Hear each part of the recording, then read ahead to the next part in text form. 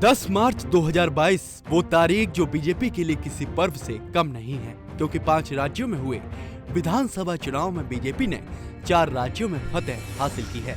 ऐसे में इस खास मौके पर प्रधानमंत्री नरेंद्र मोदी ने कुछ ऐसा कह दिया जिससे चुनावी रणनीतिकार प्रशांत किशोर को मिर्ची लगी, वो भी ऐसी कि खुलेआम पीएम मोदी को 2024 में देख लेने की बात उन्होंने सरेआम कह दी।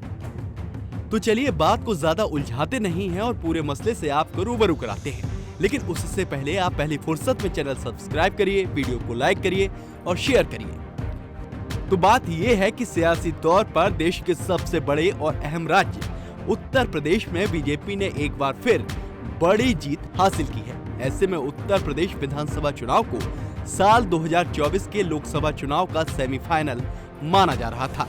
कहा जा रहा था कि जो भी इस चुनाव को जीतेगा उसके लिए 2024 की राह अपने आप ही आसान हो जाएगी। ऐसे में जब बीजेपी ने जीत हासिल की तो पीएम ने भी कह दिया। जब 2019 में हम दोबारा जीत कर आए थे तो कुछ पॉलिटिकल ज्ञानियों ने कहा था कि इस जीत में कुछ खास नहीं है, क्योंकि ये जीत तो साल 2017 में ही तय हो गई थी। वो ज्ञानी 2017 में यूपी चुनाव में हुई हमारी जीत की बात कर रहे थे। मुझे आशा है कि अब वो पॉलिटिकल ज्ञानी फिर कहेंगे कि 2022 की जीत ने 2024 की जीत तय कर दी है। बस फिर क्या था, प्रधानमंत्री नरेंद्र मोदी के इस बयान पर चुनावी रणनीतिकार प्रशांत किशोर भी तिलमिला गए और आ गए बीच मैदान में सियासी हथियार लेकर, और ट्वीट कर उन्होंने फिर कहा कि भारत के विचार की लड़ाई 2024 में लड़ी जाएगी और उसी साल इसका फैसला भी होगा।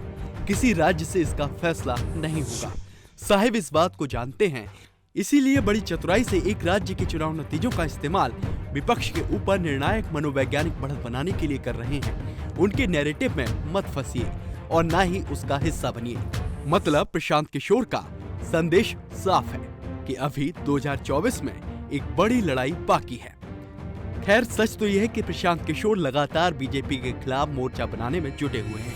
इसी कड़ी में पिछले साल उन्होंने तृणमूल कांग्रेस के लिए चुनावी रणनीति तैयार की थी, जिसके बाद पश्चिम बंगाल में तृणमूल कांग्रेस की भारी बहुमत से जीत हुई थी और बीजेपी को ऐसी करारी शिकस्त मिली थी जिसे बीजेपी कभी भी याद करना नहीं चाहेगी।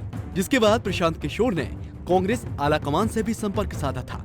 हालांकि बात ज्यादा आगे तक नहीं बढ़ी थी, लेकिन ऐसा माना जा रहा है कि 2024 में जब लोकसभा के चुनाव होंगे तो विपक्षी गठबंधन के प्रमुख रणनीतिकार की भूमिका प्रशांत किशोर ही निभाएंगे।